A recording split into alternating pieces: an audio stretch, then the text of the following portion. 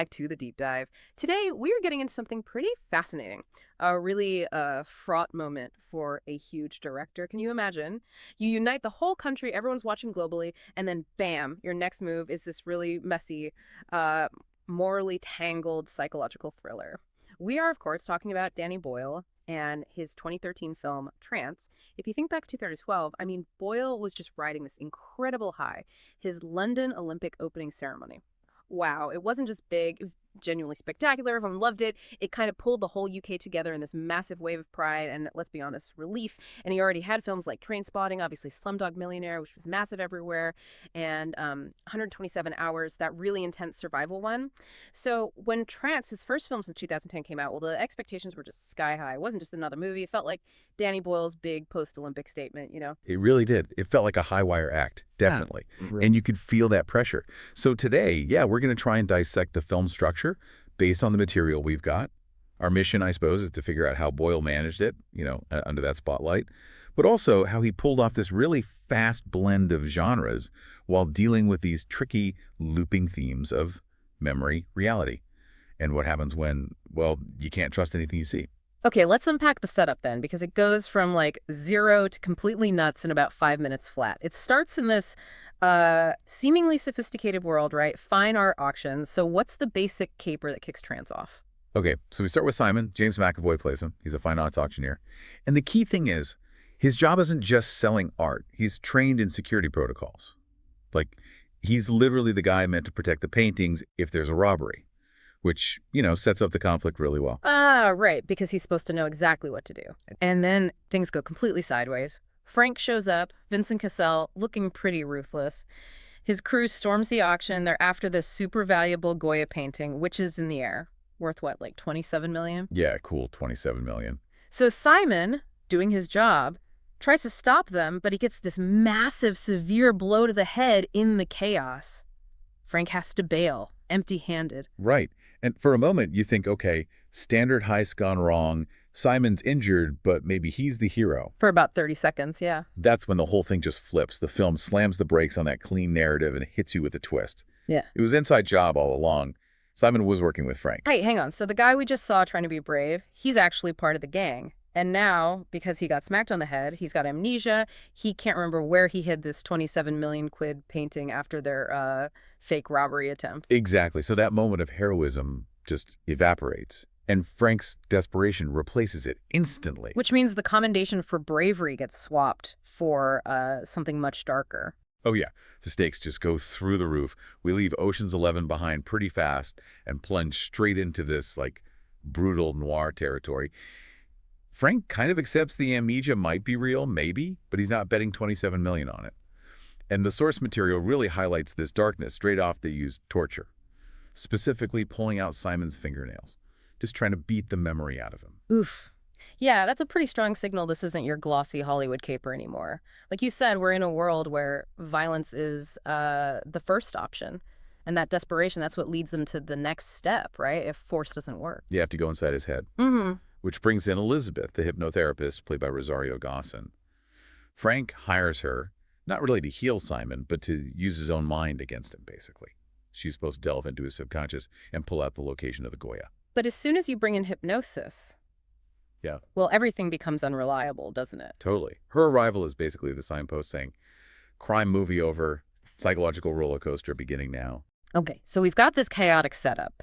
Amnesia, torture, a missing masterpiece, and now weaponized hypnotherapy. Let's talk about how Boyle juggles the genres here. Because he never just sticks to one thing, does he? And the shift here feels incredibly fast. Yeah, it's fascinating. And he doesn't just use plot. He uses the whole visual language to signal those shifts. That first act, it has that crisp, almost cold, competent crime film feel. But the second Elizabeth arrives and they start the hypnosis sessions, the whole thing shifts gear. It becomes this dark, really intense psychological thriller. But crucially, there's a strong thread of romance, almost obsession, woven through it all. That romance element, that must be key to that phrase used to describe it. Modern noir with a beating heart. How does Boyle make those things, the crime, the mind games, the romance, feel like they belong together? It sounds like it could easily fall apart. He does it with pace and technique, I think. Boyle's known for that really energetic, almost aggressive editing style, right? And in Trance, he uses it to mirror Simon's broken mind. When they're in the quote-unquote real world, like Frank's place, where the torture happens, the colors are often kind of muted, desaturated, the pace feels starker. But in the hypnosis scenes, the color just explodes. You get these super saturated reds, unnatural lighting, visuals that repeat and loop. It physically makes you feel like you're spiraling down with Simon. So the style is the substance, in a way. He's making the audience feel disoriented, just like Simon is.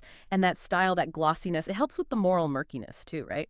The film's described as sexy and oozing with style and class. You've got McAvoy, Dawson, Kessel. I mean, they're all incredibly charismatic, which makes the nasty stuff they're doing even more unsettling. It's the perfect disguise, isn't it? That slick surface hides the moral rot inside the characters. Yeah.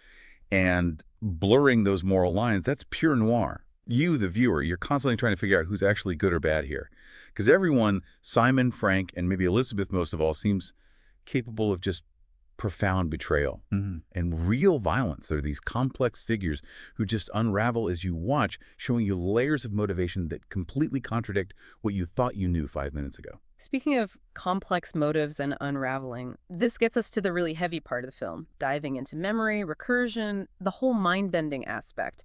I have to say, the first time I saw it, I felt completely lost. I mean, the plot deliberately gets confusing. You're constantly questioning, is this real? Is this Simon's memory? Is it something Elizabeth planted? Is it just pure imagination triggered by the hypnosis? And that's the game Boyle's playing. It's intentional. He's not just telling a story. He's actively taking apart the idea of a reliable narrator. The hypnosis creates these layers upon layers of subjective reality. You're never quite sure if what you're watching is a genuine memory, a suggestion from Elizabeth, or just, a fabrication born out of desperation. How do you even follow it then? How do you advise listeners to track what's real when every single scene could be fake? It feels like trying to grab smoke. Well, that's the trick. You can't really track reality. You have to track perspective. And the great thing about the film, as the critique points out, is that it really rewards watching it again, precisely because it's built on that unreliable foundation. It's like one of those puzzle boxes, Yeah. where the keys, the big revelation, they only come at the very end and they explain everything backwards. Okay, here's where it gets really interesting, especially if you love those big narrative twists. The structure of the payoff, how it all comes together at the end, it draws a direct comparison to The Usual Suspects. It really does. It's that retroactive explanation. Yeah. Just like in The Usual Suspects, you realize you've been watching the whole film through this incredibly biased, subjective, and, well, ultimately deceptive point of view. Only when those final pieces click into place, when you find out the real motivation, the true nature of what was hidden in Simon's memory, only then do you see how much the rules of reality were being bent all along. It forces you to completely reevaluate scenes you thought you understood. And if we pull back a bit, connect this kind of recursive, almost sealed-off structure to Boyle's wider filmography, you start seeing some interesting themes pop up again, beyond just the fast editing, right? Definitely.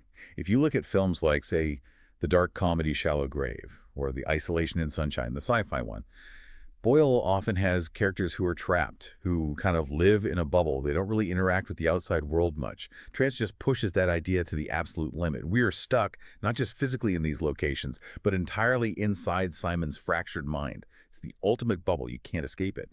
And it's a brilliant way to explore control and agency and manipulation. Right. And even though all of this sounds incredibly dark, I mean, amnesia, torture, betrayal, reality constantly shifting the review makes a surprising point. It says that despite all that weakness, the climax actually has this unexpected lightness to it, a sense of release almost. You kind of expect this grim, fatalistic, noir ending, but Boyle gives us something different. How does he earn that lighter feeling after all the darkness? I think he earns it because the climax isn't just about finding the painting anymore. It becomes about Simon finding some kind of self-knowledge, maybe even liberation, through understanding the trauma. And that feeling, that unexpected lightness, leads to the final, really memorable comparison the source makes. Trance gets put right alongside Michel Gondry's Eternal Sunshine of the Spotless Mind. Wow, that's a huge comparison. Eternal Sunshine is so beloved, so philosophical and romantic, dealing with memory manipulation. How can a film packed with torture, crime, and this level of psychological intensity end up giving you that same kind of smiling and feeling a little warm inside vibe? Well, it takes that core idea memory as this malleable landscape you can explore or erase, but Boyle filters it through his own lens. He injects it with his trademark kinetic energy, the visceral crime elements, and, as the source material points out with a bit of a wink, Trance just comes with more swearing and killing. It's asking similar deep questions. What's the value of a painful memory? Can you really escape who you are by just deleting the past? But it delivers the answers through violence, through hypnosis, through these exhilarating plot twists. The warmth, I think, comes from the clarity you finally get, even if that clarity reveals something incredibly messy and complicated. Okay, so wrapping this up, what does this all mean for us, for you listening, as we step back from this deep dive? We started with these massive expectations after the Olympics. We got thrown through genre blender, caper noir, psychological thriller, romance, and we end up with a film that gets called a roller coaster mindfuck that is rewarding rather than a cop-out. It's designed to mess with your head, yeah, but it pays off in the end.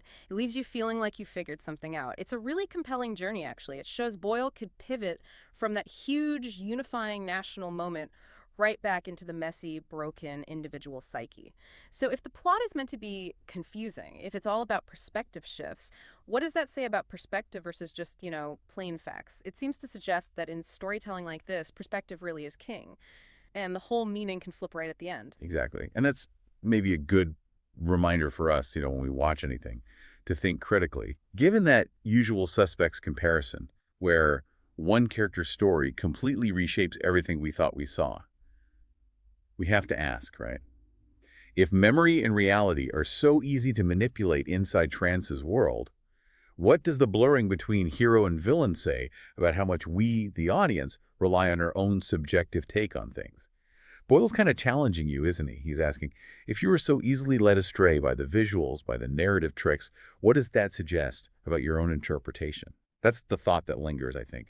The slippery nature of truth when you're watching a story told by someone you fundamentally can't trust. A really provocative place to end. Definitely makes you want to watch it again with that lens. Go check out Trance, see how your own perspective shifts by the final frame. We'll catch you next time for another deep dive.